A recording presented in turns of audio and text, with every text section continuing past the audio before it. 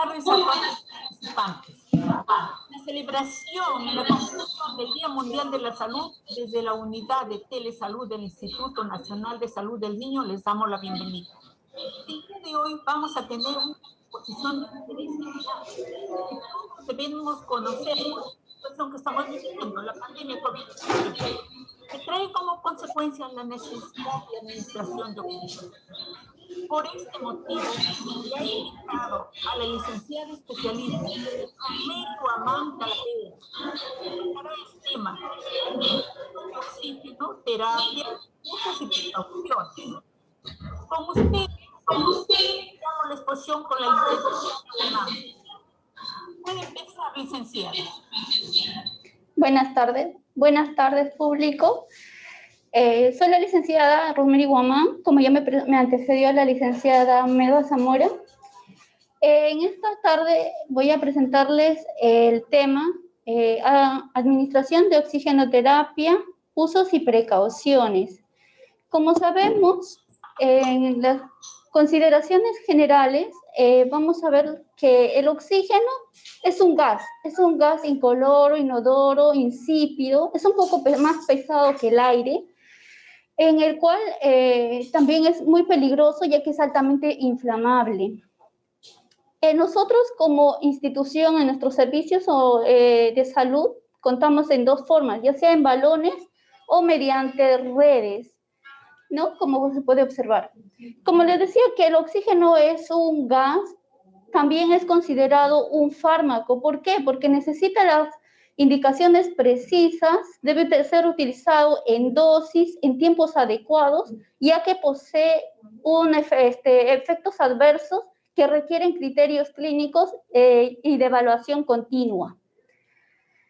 Entre ellos, para esto va a intervenir, en el intercambio gaseoso interviene nuestro sistema respiratorio, el cual es el encargado de realizar el intercambio gaseoso entre la sangre y el ambiente exterior, para los cuales empieza por las fosas nasales, faringe, laringe, tráquea, bronquiolos, bronquios, ¿no? Los pulmones y los alveolos, es donde allí se realiza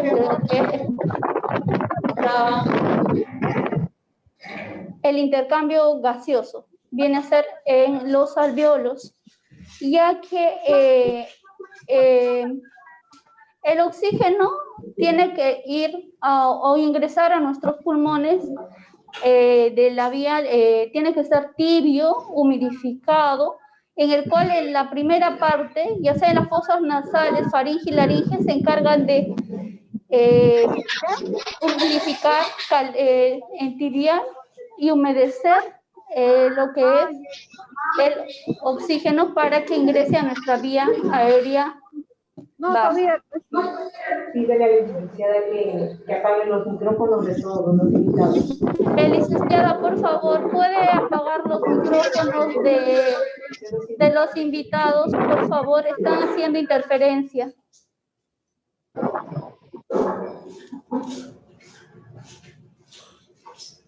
Muchas gracias. Continuando.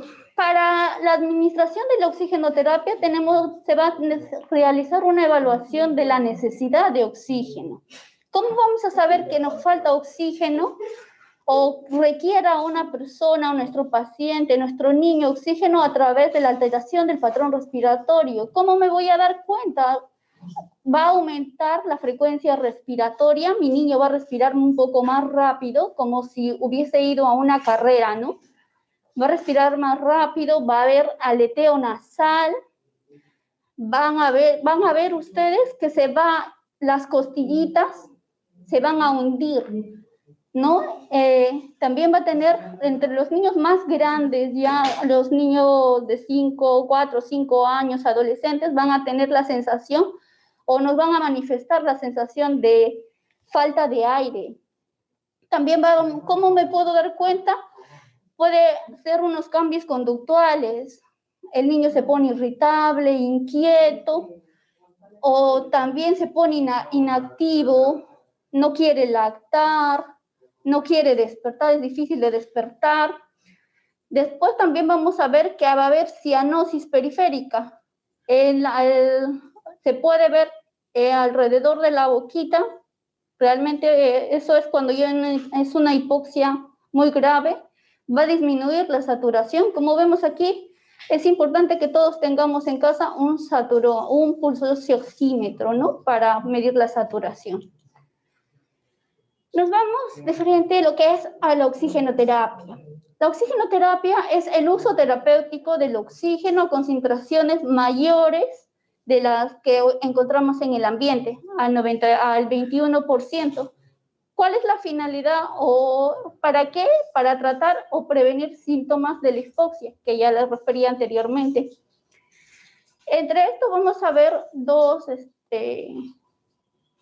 definiciones sobre la hipoxemia y la hipoxia. La hipoxemia consiste en la disminución de la presión arterial de oxígeno debajo de los límites normales. Generalmente están debajo o igual o inferior a 60 milímetros de mercurio, lo que correspondería a una saturación menor o igual a 90%. Y la hipoxia consiste en el déficit de oxígeno en los tejidos. ¿Cuáles los objetivos principales? Van a ser tratar la hipoxemia, disminuir el trabajo respiratorio, ya que el niño con el tiempo se puede cansar, se va a fatigar. Al igual va a disminuir el trabajo del miocardio. Como sabemos que el corazón es como una bombita que envía sangre a todo nuestro cuerpo, ¿no? Y cuando las células van necesitando mayor cantidad de oxígeno, el corazón va a trabajar mucho más.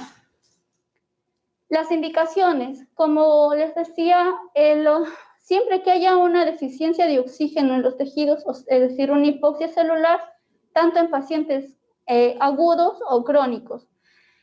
La hipoxia celular puede deberse a diferentes causas, ya sea la disminución del oxígeno en el aire inspirado, ya sea en alturas o la obstrucción de las vías aéreas, probablemente el pequeño tenga muchas secreciones, o patologías también, disminución de la ventilación alveolar, no va a haber ese intercambio gaseoso, la hipovolemia y la disminución de la hemoglobina.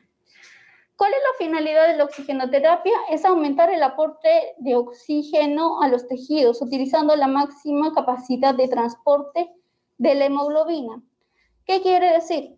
El oxígeno siempre va acompañado de la hemoglobina. Entonces, cuanto mayor cantidad de oxígeno haya en nuestra sangre, la hemoglobina la va a coger y va a empezar a recorrer lo que es en todo nuestro organismo. El efecto directo es aumentar la presión de oxígeno alveolar, que atrae consigo la disminución del trabajo respiratorio, del trabajo del miocardio, en este caso del corazón, para mantener una presión arterial de oxígeno definida o una presión de oxígeno estable. ¿Cómo puedo yo conocer el contenido de oxígeno en sangre? Podemos conocer a través de los gases arteriales, el cual se puede realizar en la institución o en un hospital, y a través del monitoreo de del oxímetro de pulso.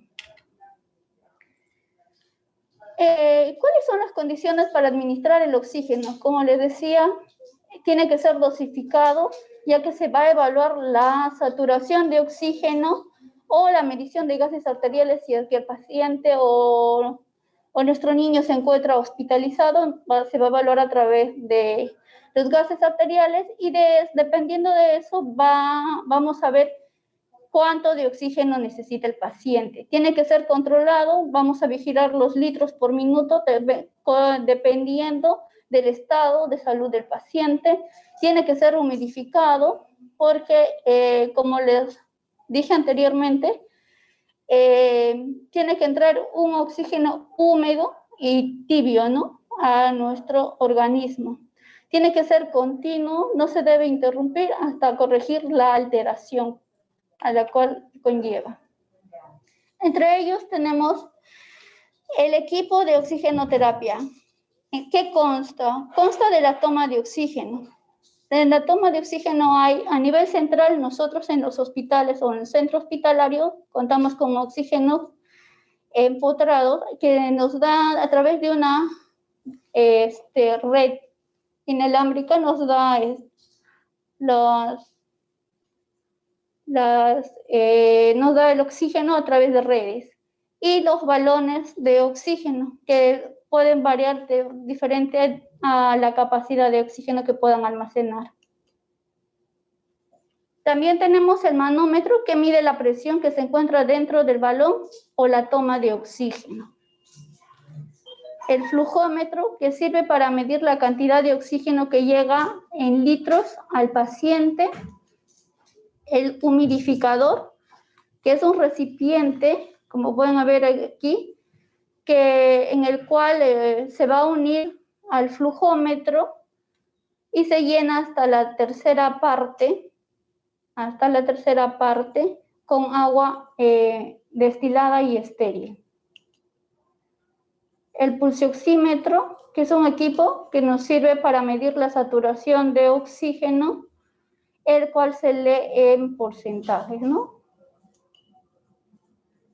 Y los sistemas de administración de oxígeno. De acuerdo al volumen que vamos a suministrar, vamos a tener los dispositivos de bajo flujo y los dispositivos de alto flujo.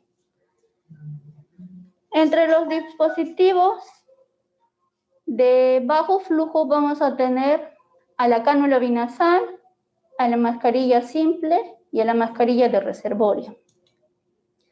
La cánula binasal es un dispositivo en el cual podemos obtener un FiO2 entre 24 y 32%, dependiendo del volumen minuto que necesite el paciente. En neonatos o en pediatría, generalmente vamos a utilizar de 1/4 de oxígeno a 3 litros de oxígeno por minuto. ¿Cuáles son las ventajas? No dificulta la ingesta, puede usarse a largo o corto plazo, el precio es accesible. Entre las desventajas tenemos que hay la resequedad, ¿no?, de la orofaringe, de las fosas nasales, de la faringe. El FiO2 es variable y depende del patrón respiratorio del paciente. ¿Cuáles son las precauciones de uso en este dispositivo? Administra oxígeno húmedo, dosificado y continuo. Tenemos que evaluar frecuentemente la saturación del niño, mantener la piel hidratada para evitar laceraciones en el lugar de fijación. Como ven aquí en nuestro pequeñito, tenemos que siempre vigilar esta parte, ¿no?, de las carillas y de la parte donde se fijan la bigotera. Vigilar el acomodamiento de las conexiones, vigilar la vía aérea permeable, las fosas nasales tienen que estar libres de secreciones. Tenemos que cambiar el sistema por completo cada 24 horas y no dar flujos mayores a 3 litros por minuto, porque puede provocar cefalea, distensión gástrica, epístasis, o sea, sangrado de la nariz y sequedad de las mucosas. Tenemos otro dispositivo, mascarilla simple. El flujo establecido por la mascarilla simple va de 5 a 10 litros. Algunos otros compendios de medicina dicen hasta 8 litros, ¿no? Proporciona un FiO2 máximo a un 50%. Ejerce presión sobre la nariz para evitar la pérdida de oxígeno. Hay que fijar siempre los bordes, puesto que nuestros pequeños también se movilizan mucho y siempre tiende a moverse, entonces no nos daría una concentración de oxígeno adecuada. Entre las ventajas, es ligera y fácil de colocar, no impide la movilidad. Entre las desventajas, incomoda para comer, hablar o toser, puesto que tiene que estar puesto en todo momento que necesite. Los flujos menores a 5 litros retienen el CO2. Entre las precauciones de uso, tenemos que no dejar que la mascarilla cubra los ojos, porque puede haber riesgo de una conjuntivitis, ¿no? Tiene que estar justamente en las fosas nasales, no más arriba. Evaluar frecuentemente la saturación del niño, revisar como siempre las conexiones, revisar el flujómetro y los litros de oxígeno indicados y cambiar también el sistema cada 24 horas. Mascarilla de reservorio. El flujo para este tipo de mascarillas es hasta 15 litros por minuto. La concentración de oxígeno obtenida es alrededor del 35 al 60% y tiene un reservorio en el cual se concentra el oxígeno y hasta el tercio del aire exhalado por el paciente. Esta mascarilla de reservorio está indicado en procesos de hipoxia moderada. Las ventajas son las concentraciones altas de oxígeno, es desechable, también es fácil de colocar o fácil de utilizar. Entre las desventajas es poco tolerada, dificulta la ingesta y la expectoración, hay resequedad o irritación en los ojos en el caso que se utilice demasiado tiempo. Las precauciones de uso. Evitar que la mascarilla quede presionando los glóbulos oculares porque puede producir úlceras corneales. Mantener siempre la bolsa de reservorio llena con un flujo de 10 litros por minuto, ¿no? De 5 a 10 litros por minuto. Vigilar que las conexiones no se acoden. Realizar controles periódicos de saturación o gases arteriales según sea la indicación. Mantener al paciente con vía aérea permeable, libre de secreciones y en posición semisentado. No llenar con exceso el agua del humidificador, puesto que tiende a formarse burbujas de agua en la conexión. Están indicadas solo en pacientes críticos, como le decía, con hipoxia severa. Verificar que las válvulas queden bien ubicadas en su sitio para lograr la concentración esperada de oxígeno, que es a un 95%. Dispositivos de alto flujo. Entre ellos tenemos la mascarilla de Venturi, el tubo en T y el cabezal de oxígeno. La mascarilla de Venturi es un sistema en el cual el oxígeno pasa a través de un conducto estrecho, tras el cual existen unas aberturas laterales, como no sé si se puede apreciar. La conexión estrecha tiene una abertura aquí, en el cual se combina con el aire e ingresa al paciente. Y cuando el paciente expira, el CO2, el aire, sale por este agujero, ¿no? Entre las ventajas va a ser una concentración de oxígeno exacta, ya que tiene conexiones en el cual están señalados cuánto de oxígeno se requiere. No produce resequedad de las mucosas. Entre las desventajas, siente la sensación de calor, irrita la piel y dificulta también, en este caso, la mascarilla dificultaría la ingesta de alimentos. Tenemos el cabezal de oxígeno, que es una cámara cilíndrica, cuadrada, rectangular, ¿no? En la cual cubre la cabeza del niño, aporta un oxígeno al 100%. El flujo es mayor a 10 litros o 10 litros, ¿no? Tiene una entrada para el oxígeno, generalmente está por aquí, y usa una salida, tiene aberturas. Entre las ventajas, es bien tolerado en los niños, se puede monitorizar, puedes observar al pequeño. La fuente de oxígeno va directo a la cámara. También se puede combinar con la nebulización, ¿no? Puedes hacer una nebulización teniendo el pequeño el cabezal. Las concentraciones, tiene concentraciones altas de oxígeno, como ya les decía.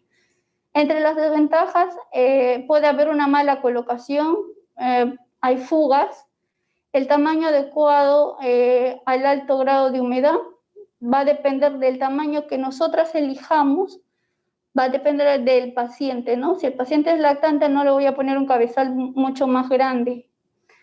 Los orificios permeables para eliminar el CO2. Y se interrumpe también para la alimentación. tenemos el tubo en T. Este tubo en T se usa en niños con traqueostomía o tubo endotraqueal, ya que hay un flujo continuo de gas. Se necesita un flujo de 3 a 5 litros para lavar el CO2 que ha producido el niño, ya puesto que el niño en el caso de la traqueostomía, el niño respira por la traqueostomía, ¿no? Por ahí se realiza el intercambio gaseoso. Entre las ventajas, vamos a ver que es ligera. El suministro de oxígeno es fiable, puesto que va conectado directamente ya sea al tubo endotraqueal o a la traqueostomía. Hay alta humidificación. Entre las desventajas puede haber acúmulo de agua, puesto que por ahí va a inspirar y a expirar, ¿no? El paciente, se podría decir. Favorece la tracción de la traqueostomía. En el transcurso que nosotros estamos manipulando el tubo en T, podemos traccionar la traqueostomía o mover del lugar el tubo endotraqueal. Otras formas de administrar oxígeno también es el resucitador manual, o conocido como AMBU, y el ventilador mecánico. Hay que tener siempre en consideración sobre las medidas de seguridad, que tiene que conservarse alejado del material inflamable, abrir la llave lentamente. Tenemos que cerrar la llave cuando no se utilice el balón de oxígeno o esté vacía. Evitar acodaduras o desconexión en el equipo para el suministro de oxígeno. Evitar caídas o golpes violentos, en este caso de los balones, porque como son altamente inflamables podemos ocasionar un accidente. Evitar el contacto con grasa o aceites. En el caso de que el paciente se le resecara las fosas nasales, en este caso, ¿no? O tiene alguna resequedad, lo mejor es humidificar con agua o clorurito, ¿no? Agua estéril o clorurito, puesto que si yo quiero ponerle vaselina o una sustancia aceitosa o grasosa, esta puede inflamarse, podemos quemar al paciente. Mantener en posición Fowler o semi-Fowler si su patología lo permite. Muchas gracias. Gracias a usted, licenciada. Gracias. Vamos a revisar las preguntas, a ver si han emitido por el chat las preguntas. Por el momento no, les vamos a dar tiempo. Licenciada, una pregunta. Como usted sabe, nuestro sistema de salud actualmente colapsado. No hay oxígeno en muchas regiones, en muchos lugares. Y nuestro público hace colas de media mañana, medianoche para conseguir medio balón de oxígeno. Aparte, en algunos casos hay gente inescrupulosa que vende pues con un precio muy elevado el oxígeno. Entonces yo le preguntaría, ¿qué beneficios nos dan los concentradores de oxígeno?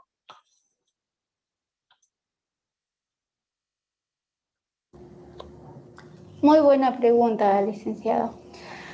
Los concentradores de oxígeno no lo mencioné, también nos ayudan bastante ahora en esta época. Entre los beneficios, uno de ellos sería el costo. Como usted refería, el costo va a ser mucho menor, puesto que el concentrador de oxígeno uno lo puede tener en casa, es fácil de transportar. Aparte del beneficio es que el concentrador de oxígeno utiliza el aire ambiental lo succiona, separa el oxígeno de los otros gases y entrega oxígeno a una concentración de mayor al 90% al paciente, ¿no? Y en este caso el beneficio sería un costo-beneficio, el costo. Además que utiliza el aire ambiental para transformarlo en oxígeno y así poder dar el oxígeno al paciente a las necesidades que el paciente requiera, ¿no? Incluso puede dar hasta 10 litros por minuto. Bien, licenciada, aquí nos ha llegado una pregunta. ¿Cómo calculo la cantidad de oxígeno a administrar?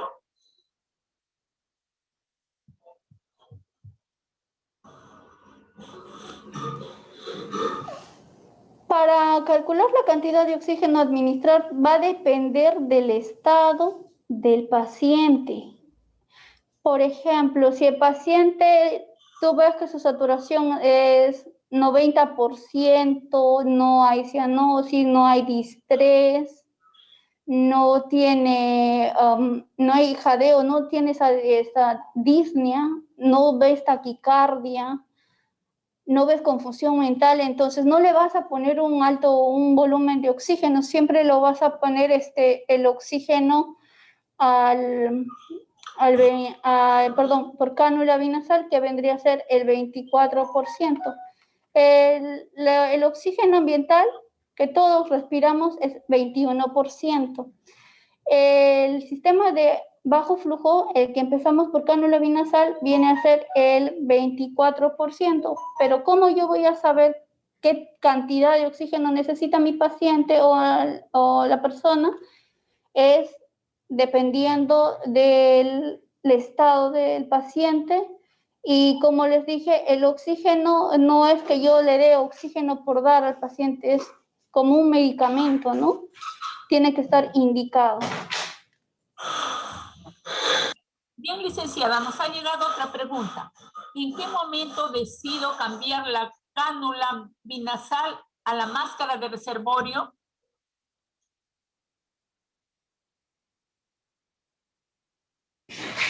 ¿Repito? Buenas tardes. Sí, sí, la escuché, licenciada. Como le decía, ¿En qué nosotros... momento, disculpe, ¿en qué momento decido cambiar la cánula binasal a máscara de reservorio? Esa es la pregunta. Cuando veo que mi paciente tiene mayor esfuerzo respiratorio, tiene disnea, en este caso le falta el aire, ¿no? Cuando yo veo signos de hipoxia, no puedo cambiarle porque sí, o sea, tengo que ver los signos de hipoxia, taquicardia, puede haber disnea, puede haber la frecuencia respiratoria mucho más alta, el paciente va a tener, puede tener confusión mental o en ese caso se puede pasar, pero no puedes pasar tampoco de un dispositivo de bajo flujo a una máscara de reservorio. El cambio siempre se hace paulatino, ¿no? Si está en una cánula binasal, por ejemplo, a 3 litros o 2 litros, después de unas horas puede necesitar una mascarilla, que la mascarilla le va a dar una concentración de oxígeno de 5 a 8 litros. Y la máscara de reservorio le va a dar una concentración de 10 litros a 15 litros. La máscara de reservorio se utiliza, como lo dije anteriormente, en casos de hipoxia severa. Bien, licenciada, nos llegó otra pregunta. ¿Cuáles son las complicaciones del uso excesivo de oxígeno?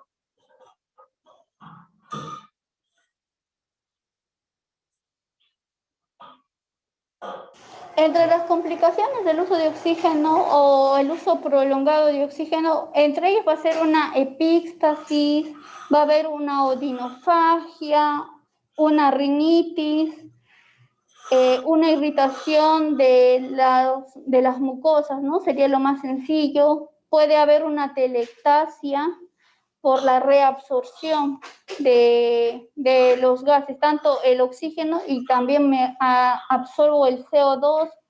En caso de pacientes prematuros, puede haber una refractación corneal. Nos llega otra pregunta. Si el paciente tiene 90% o menos de saturación sin hipoxia, ¿puedo iniciar con 2 litros? Y si el paciente tiene hipoxia, ¿con cuánto inicio?